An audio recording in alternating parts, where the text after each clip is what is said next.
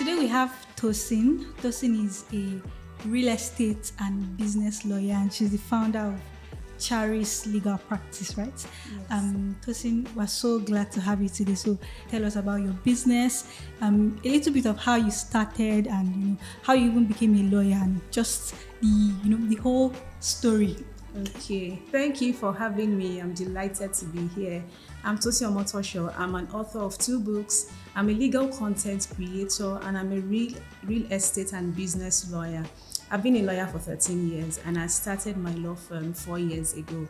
So my journey into the law practice, let me divide it into 2 and say first, choosing law. I chose law, but I really didn't know what exactly I wanted to do. So it was wanted to do with the law. I know I didn't want to do criminal law anyway. I was very sure of that. So while I was in school, we had this seminar where Judge Itomi SAN came, and he told us that he broadened my mind to a lot more about law, that it's not just criminal law, going to court and all that. And so I knew at that point he's a corporate lawyer. So it was at that point I developed interest in the corporate law side of legal practice. I worked in a top law firm for 7 years. Yes, 7 years before I started mine. And when I started mine, I knew that over the course of 7 years, I knew there was a general lack of the necessary legal information. So as a real estate investor who wants to buy property, you really don't know what are the legal aspects you should pay attention to. As a business owner, you don't know. And so that is why I then ventured into creating content. And of course, from the content, we get the clients. So they are both interwoven. It's been interesting. It's been challenging building a business, definitely. Sweat, tears, and blood. But of course, we've had the good times too. I really want to understand, because you said you were working with a law firm for 7 years before you decided to venture out on your own. 7 years, it means you've probably gone high up in the hierarchy, and Definitely. probably, I know partner is the highest level for Yes, a law yes. firm. So what was actually the push? If anyone told me that I would be an entrepreneur up till now, like when I was in the university, my plan was I'll work in any of these top tier law firms and then become a partner. I never really thought of doing something for myself.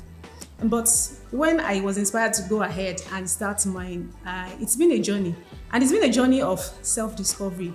I discovered that as human beings, we have a lot more capacity than we think we have. They always say that. Yes, we have a lot. We're very powerful. We can learn a lot, because over the past 4 years, I have had to learn a lot, both in legal practice and running the business, getting clients, doing sales. I mean, I'm someone that you talked sales before. Like, no. I'm not interested in that. But of course, sales, cash flow, finance is very important to a business. So it's been a journey of self-discovery for me.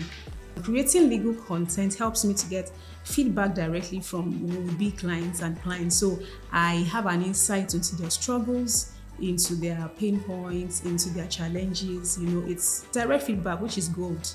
Do you think being a lawyer and the skills you got like from your 7 years really made it easy for you to run your business for the past 4 years, or you actually started and you realized that, oh my God, as much as I feel like I'm this professional, I'm this big 7 years experienced professional, I still have a lot to learn. So how was it for you?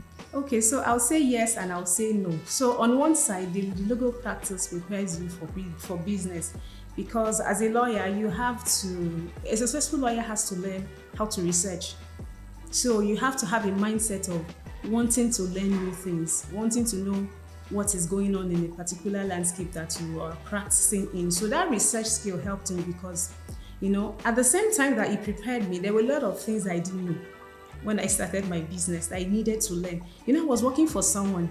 There's a difference between you working for someone. You're not really thinking of so many things. You're just thinking of delivering on your work. Mm-hmm. But now when you now work for yourself, you're thinking of getting the clients. You're thinking of doing the work. Oh, okay, I even jumped. You get the clients. Before you get the clients, you do something, you do some rainmaking. You follow them up. Then they become your clients. You deliver the work. You ask for referrals if they are willing to. You ask for reviews.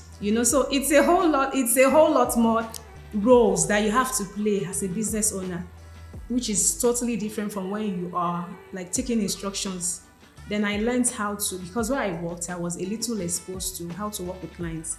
So I know when I have sales conversation, I know some of the things to look out for. I know the clients I should just avoid, like the trouble. They are walking trouble like this. So I know the things to do. I know the things to say. I know how to keep my record. So I'm never caught unawares. You never can be too prepared.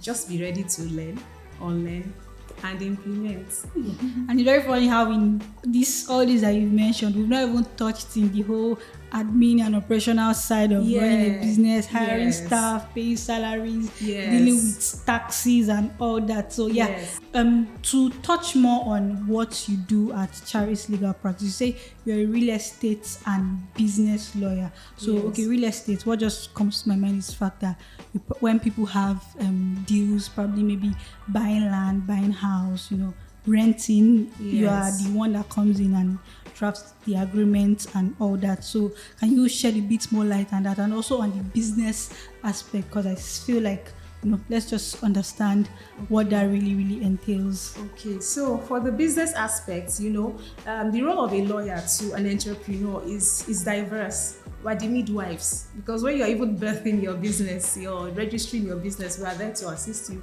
We provide, you could also say we're like the moms too. We provide advice. And so people usually, when they meet me and I say I'm a lawyer, they'll be like, oh, I'm glad to have a lawyer. And I always tell them, don't wait until you get into trouble before you get legal advice. So once you start your business, in fact, before you start reading. If I have a page on Instagram, I share content. Follow my page. Follow pages where you would get helpful information, because it's better to foresee something and stop it than to jump into a hurdle and then have to solve it. It's usually more expensive. Sometimes businesses run into legal troubles that sometimes it even causes the collapse of the business. So for businesses, we do help them we register the business, we provide legal advisory.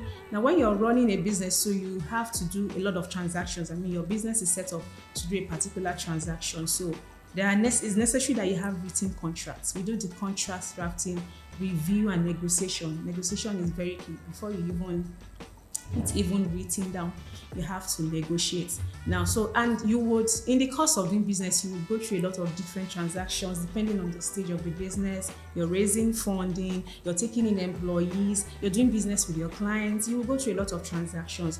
We also help businesses comply with the relevant laws. So depending on the type of business you do, there will be some laws that would apply, of course, cut across for every business. For your particular sector, there will be industry-specific laws. Then for the real estate, you're buying property, you already have property. There are a lot of legal issues. Ownership of property alone, that's it's a whole legal topic on its own. Managing the property, paying the necessary taxes, perfecting your title when you buy, because it's not just enough to buy and do your deed of assignment. There's also perfection, either governor's consent or C of O. You do that. You're managing your property. You're having maybe leases or tenancy. It could be any of the two. So let's talk about how Prospa has helped you on your business journey so far. So how did you find out about Prospa? How has your experience been using Prospa? How do you even use Prospa? Use all, because we have like a whole array of tools that are supposed to help to business owners grow their business. So how have you been able to use Prospa to improve your business? Okay, yes, Prospa really helped me, because when I wanted to open a business account, all the other banks, they require that you go to the bank, you fill a long list of forms, which I'm totally not interested. Even as a lawyer, you're still. Yes. The paperwork is still very cumbersome. Yes, it's cumbersome. So if I can skip some, and I'll be fine. Okay, I'm open to it. So it was on Instagram I found Prospa, and then what caught me was open a business account in 2 minutes. I'm like, this seems okay. Let me try it out. And in 2 minutes, I was done. I have a business account, and I've been doing business. The customer service is superb. Like, I feel like I have a bank that's got my back.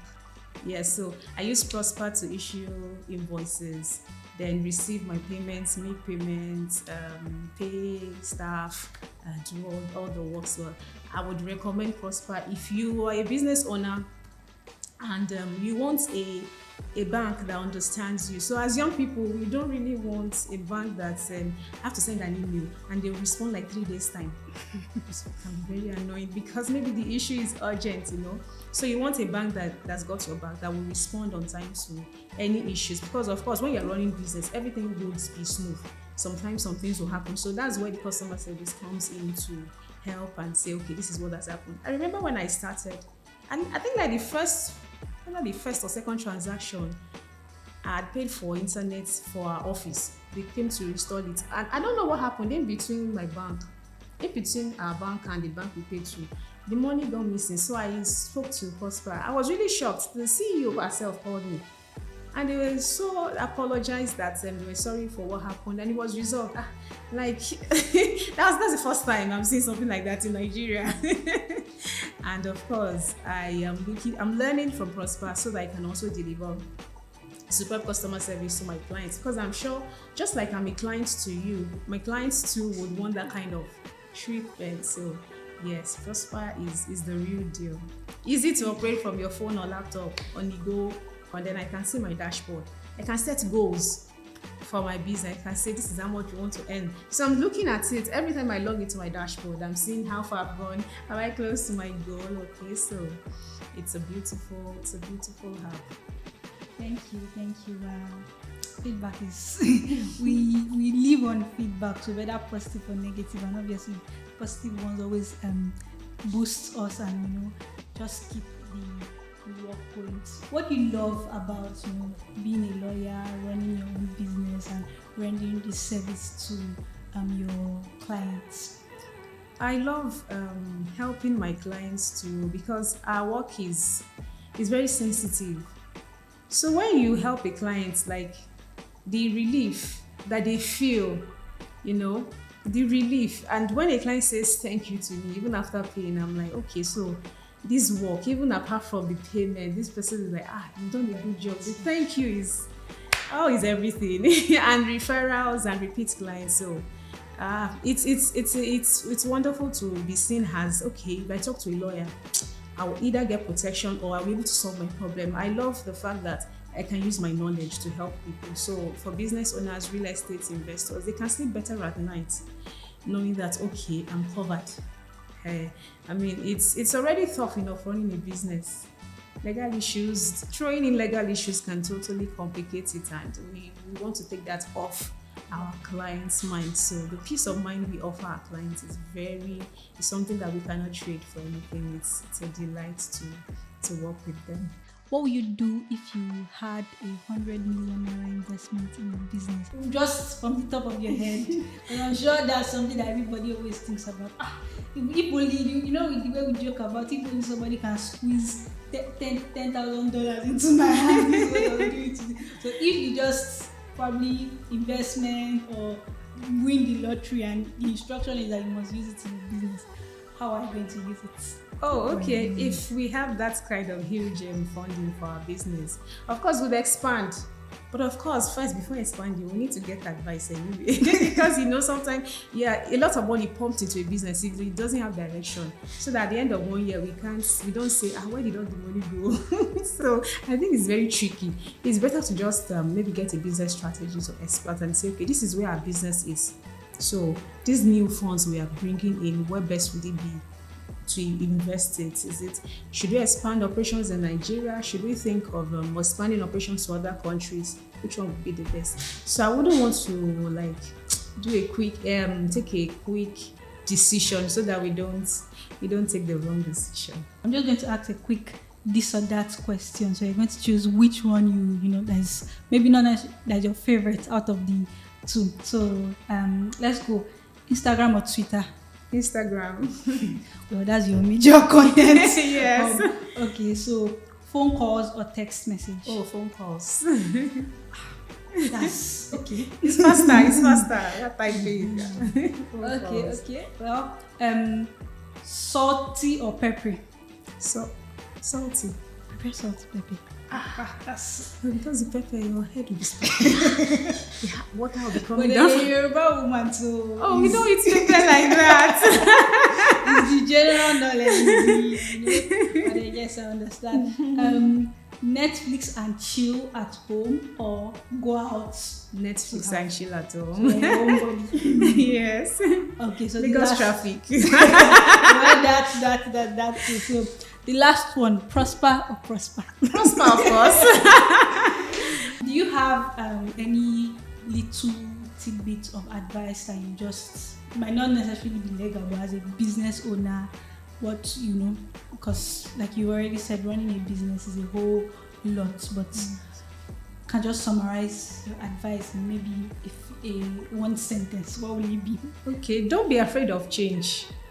Don't be afraid to try new things and track your data. So if you're trying something new, see the effect it has so you know whether you should continue or change direction. But don't be afraid to try out new things. Thank you. Thank It's been you. a very lovely and insightful conversation. Same here. We're very glad to be able to serve you the way we do. We hope to grow the relationship, and we hope that as we release new products, they will also help you to grow your business, and together we'll prosper. Prosper. Thank you. Thank you for having me.